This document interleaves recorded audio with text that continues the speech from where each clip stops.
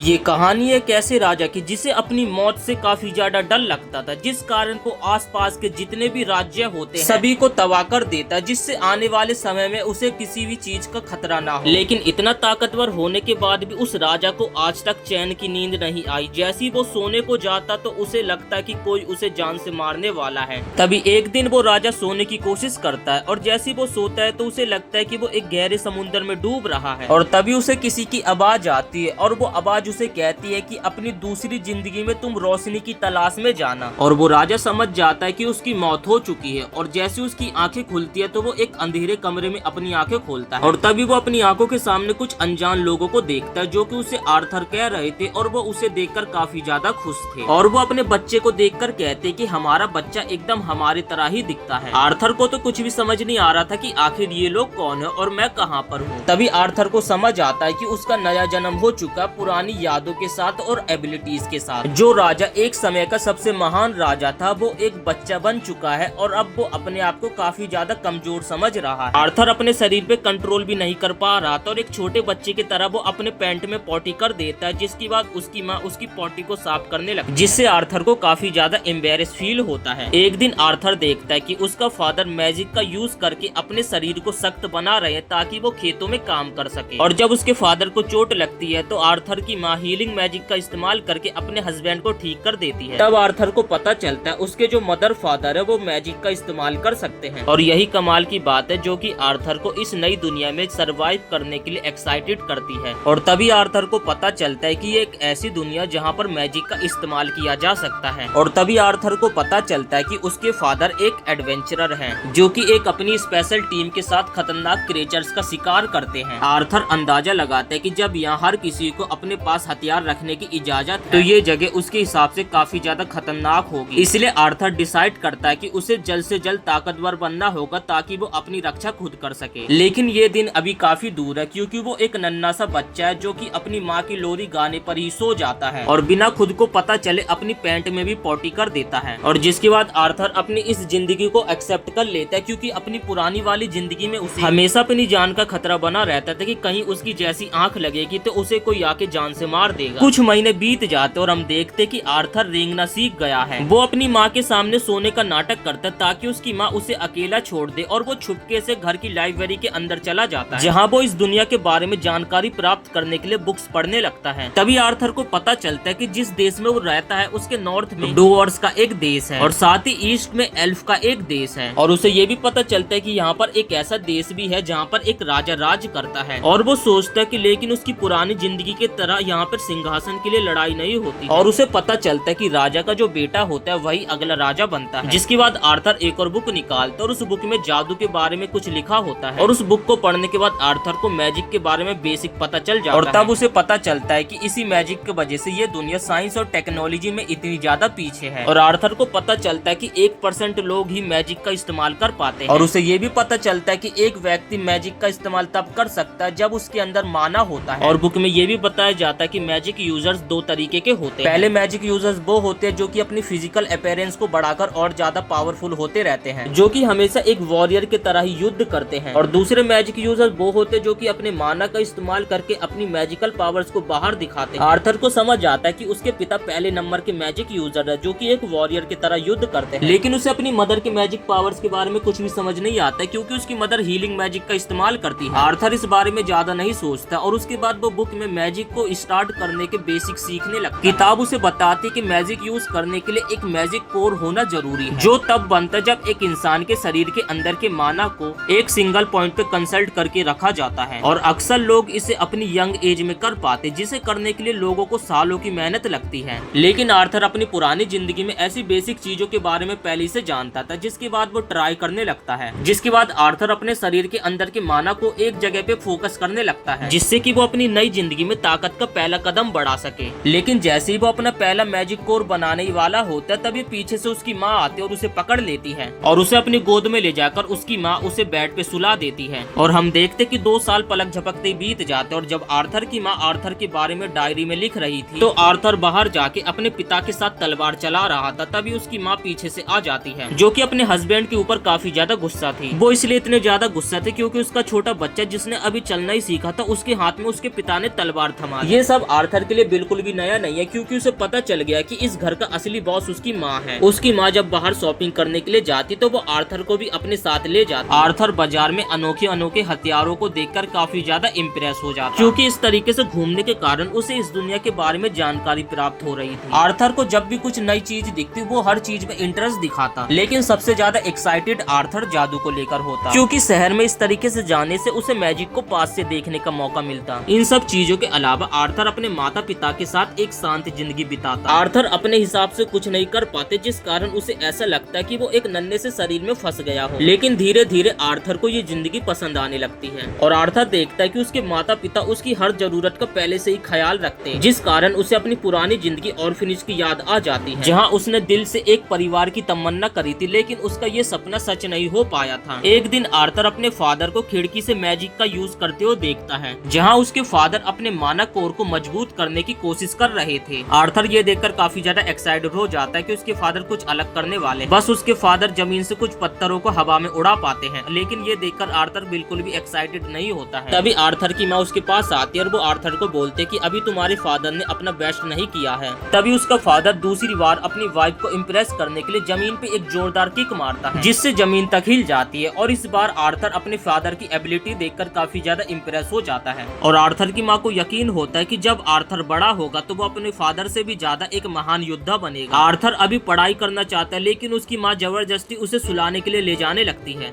रास्ते में वो लाइब्रेरी के पास से गुजरते, जिस पर आर्थर अपनी माँ को काफी ज्यादा प्यार से देखता है, जिससे वो उसे पढ़ने के लिए दे। पहले तो उसकी माँ मना कर देती है, लेकिन जब वो मासूम सी निगाहों से अपनी माँ को देखता है, जिस पर उसकी माँ मान जाती है और आर्थर को मैजिकल बुक पढ़ने के लिए दे देती है। और फिर वो आर्थर को अकेला छोड़ देती है लाइब्रेरी में और अपने हस्बैंड के पास बाहर चली जाती है। जिसके बाद आर्थर ट्राई करने लगता है अपने शरीर के माना को एक जगह फोकस करने के लिए। आर्थर इस चीज की पिछले 2 साल से प्रैक्टिस कर रहा था और उसे यकीन हो जाता है कि अब वो मैजिक यूज करने के एकदम करीब है। और आखिरकार आर्थर अपना माना कोर बना ही लेता है, जिस कारण वहाँ पे एक बहुत भयंकर ब्लास्ट हो जाता है, जो कि पूरे घर को तबाह कर देता है और आर्थर का पिता अपनी वाइफ को बचाते हुए घायल हो जाता है। दोनों घर के अंदर भागते भागते जाते कि कहीं उनका बेटा किसी खतरे में तो नहीं, लेकिन जब वो लोग अंदर जाके देखते तो उन लोगों को अपनी आंखों पे बिल्कुल भी यकीन नहीं होता है। आर्थर हवा में फ्लाई कर रहा होता है अपने माना कोर के साथ। आर्थर उन्हें अपनी एक प्यारी स्माइल देता, जिससे उसके माता पिता को लगे कि वो एकदम ठीक है। आर्थर जमीन पे उतरता और अपने माता पिता की तरफ बढ़ने लगता, तभी छत का एक टुकड़ा टूट के आर्थर के ऊपर गिरने वाला होता है। आर्थर यहाँ पे सोचने लगता है कि शायद उसकी जिंदगी का ये आखिरी पल होगा और अब यहाँ पे उसकी मौत होने वाली है, लेकिन उसके माता पिता तेजी से उसके पास आते हैं और अपना मैजिक का इस्तेमाल करके आर्थर को बचा लेते हैं।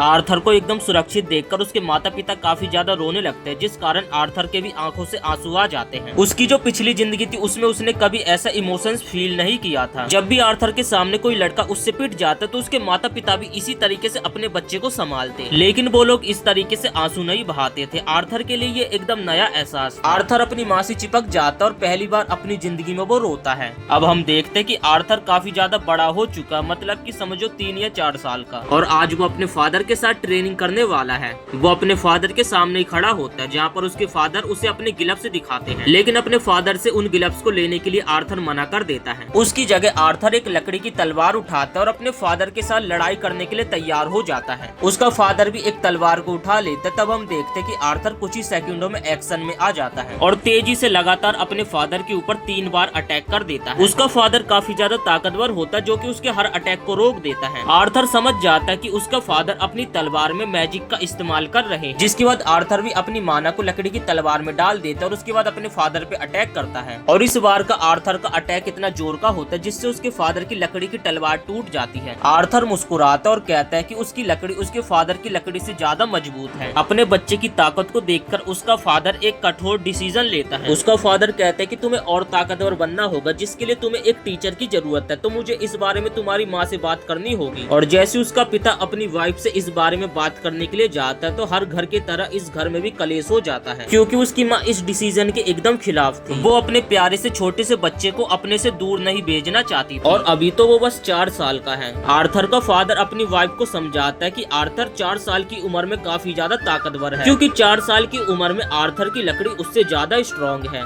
उसे किसी स्किल वाले व्यक्ति के पास जाकर ट्रेनिंग लेनी चाहिए। उन दोनों के इतने झमेले में आर्थर बीच में बोल देता है, क्यों ना हम लोग गाँव से शहर में शिफ्ट हो जाएं। ये प्लान आर्थर के माता पिता को भी काफी ज्यादा पसंद आता है, जिससे आर्थर खुश हो जाता है। कुछ देर बाद उसके माता पिता के पास उसके पुराने गिल्ड वाले लोग आ जाते हैं, उन सभी के साथ सफर में जाने के लिए। और आर्थर एक अच्छे बच्चे की तरह सभी को नमस्ते करता है। उसके माता पिता के पुराने गिल्ड में काफी होनहार एडवेंचरर थे, और ये लाल बालों वाला बंदा है, ये इस ग्रुप का लीडर है। और ये बड़ी सी ब्रेस्ट वाली औरत है एंजेला, जो कि आर्थर को अपने गले से लगा लेती है। और इनके ग्रुप में एक एवरेज सा आदमी भी है, और साथ ही इनके ग्रुप में एक एल्फ लड़की भी है, और जैस्मिन, जो कि आर्थर को देखकर उसके ऊपर शक करने लगती, पता नहीं किस वजह से। जल्द ही वो लोग सफर पे चले जाते। तब आर्थर को पता चलता है कि इस दुनिया में ट्रांसपोर्टेशन जैसी चीजें भी अभी बहुत ही ज्यादा पीछे हैं, जैसे कि एडवांस फ्यूचर के बारे में यहाँ के लोगों को अभी कुछ भी नहीं पता है। कुछ देर बाद वो जंगल में रुककर खाना खाने लगते, तभी जंगल के अंदर से जंगली भेड़िए आ जाते हैं। जैस्मिन अपने हथियार को निकालकर तुरंत एक्शन में आ जाती और उसके सामने आने वाले सभी भेड़ियों को वो मार देते, और बाकी सभी भी अपनी पावर्स का इस्तेमाल करके बचे हुए भेड़ियों को मार देते हैं। उस रात वो सभी भेड़ियों को पकाकर मस्त से पार्टी करते हैं। तभी आर्थर की मदर की नजर पड़ती है कि उसके हस्बैंड के कंधे पे चोट लगी हुई है, तो वो अपने हीलिंग मैजिक का इस्तेमाल करके उसे ठीक कर देती है। बाकी के मेंबर्स खड़े हो जाते और उनके आसपास एक प्रोटेक्शन शील्ड बना लेते। आर्थर ये देखकर एकदम हैरान हो जाते। तब आर्थर को समझ आता है कि उसकी माँ एक अनोखे तरीके की मैजिशियन है, जिसके पास हीलिंग मैजिक है, जो कि इस दुनिया में काफी ज्यादा रेयर है। अपने हीलिंग मैजिक की एबिलिटी के वजह से वो लोग दूर गाँव में एकदम अकेले रहा करते, ताकि इस बारे में किसी को ना पता चल जाए। एडम कहता है कि उसे थोड़ा एक्सरसाइज करना है, तो वो आर्थर को उसके साथ फाइट करने के लिए अप्रोच करता है। आर्थर एडम के साथ फाइट करने के लिए हाँ बोल देता है, और एडम अपने भाले की नोक पे एक कपड़ा बांध देता है, जिससे आर्थर को चोट न लगी। दोनों अपनी फाइट के लिए तैयार हो जाते और अपने अपने वेपन्स में माना भर लेते हैं। लेकिन एडम देखकर एकदम हैरान हो जाते कि पहला अटैक आर्थर करता है, जो कि अपनी बिजली की रफ्तार के साथ एडम के ऊपर हमला कर देता है, जो कि एडम के सामने आकर अचानक से गायब हो जाता और उसके पीछे जाकर उसके ऊपर एक सरप्राइज अटैक करने वाला था। लेकिन अचानक से आर्थर का पैर फिसल जाता है, जिससे एडम उसके हमले से बच जाता है। जिसके बाद उन दोनों के बीच एक तगड़ी फाइट स्टार्ट हो जाती है, और सभी लोग उन दोनों की फाइट देखकर एकदम हैरान हो जाते हैं। लेकिन आखिरी में आर्थर का वजन कम होने के कारण वो हवा में उड़ जाता है। लेकिन एंजेलिना अपने विंड मैजिक का इस्तेमाल करके आर्थर को गिरने से बचा लेती है। आर्थर आराम से जमीन पे उतरता, लेकिन बाकी सब एडम के ऊपर चिल्लाने लगते हैं, क्योंकि उसने एक छोटे बच्चे के साथ इतनी ज्यादा सीरियस फाइट करने की कोशिश करी। एडम सबको बताता है कि ये बच्चा काफी ज्यादा स्ट्रॉन्ग है, लेकिन उसकी बात पे कोई भी यकीन नहीं करता। और दूसरी तरफ हमें देखकर लगता है कि जैस्मिन आर्थर की स्किल से काफी ज्यादा इम्प्रेस हो गई, और वो आर्थर के पास आकर उसकी टेक्निक के बारे में सवाल जवाब पूछने लगती है। ऐसे ही काफी सारे दिन बीत जाते, जहाँ पर आर्थर खाता है, पीता है, मौज करता है और सबके साथ ट्रेनिंग लेता है। उसने एडम के उसके भाला चलाने की टेक्निक सीखी, अपने पिता से उसने फिजिकल शक्ति बढ़ाने की ट्रेनिंग ली,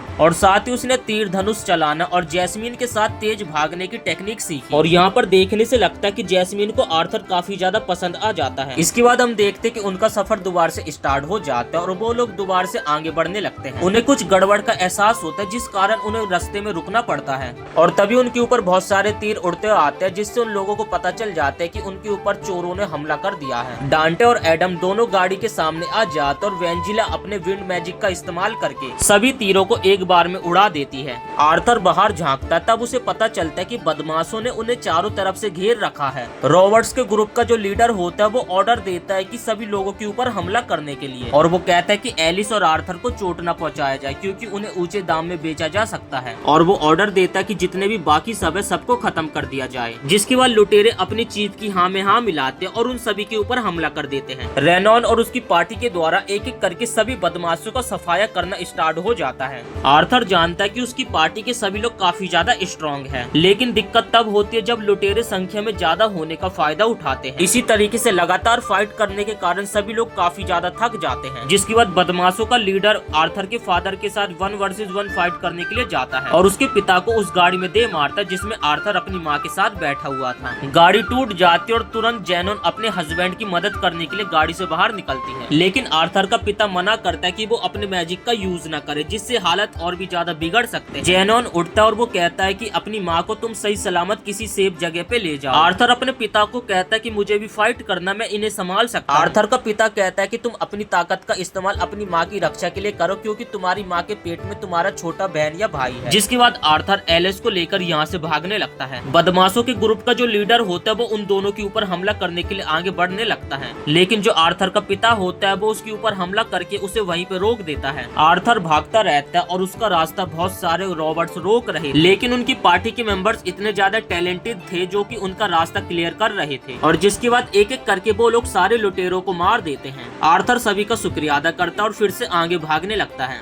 तभी एक जादूगर साइड से आर्थर के ऊपर विंड मैजिक का इस्तेमाल करके अटैक करता है। आर्थर अपनी माँ को धक्का देके साइड करता है और वो विंड मैजिक आर्थर को लग जाता है। विंड मैजिक के अटैक से वो हवा में उड़ जाता है और खाई में गिरने लगता है, लेकिन आर्थर डिसाइड करता है कि वो अकेले नहीं मरेगा, जिसके बाद वो अपने चाकू को उस मैजिशियन के पास फेंकता है और उसके पैरों में रस्सी बांधकर उसे भी अपने साथ खाई में नीचे गिरा लेता है। तभी डांटे और एंजल आके आर्थर को अपने मैजिक से बचाने की कोशिश करने लगते, लेकिन आर्थर काफी ज्यादा दूर होता है और जबकि उसकी माँ रोते हुए आर्थर का नाम पुकारती है। ये फीलिंग आर्थर को समझ तो नहीं आती है, लेकिन उसे लगता है कि ऐसा कि जैसे कि वो अपनी फैमिली से बिछड़ गया हो और ये सब देख के आर्थर के भी आंखों से आंसू आ जाते हैं। आई होप, उम्मीद करते आपको ये कहानी पसंद आई होगी। अगर आप इस एनिमे के नेक्स्ट पार्ट भी देखना चाहते तो वीडियो को एक लाइक करके चैनल को सब्सक्राइब जरूर से कर देना। आपको जल्दी इस एनिमे का नेक्स्ट पार्ट देखने को मिलेगा।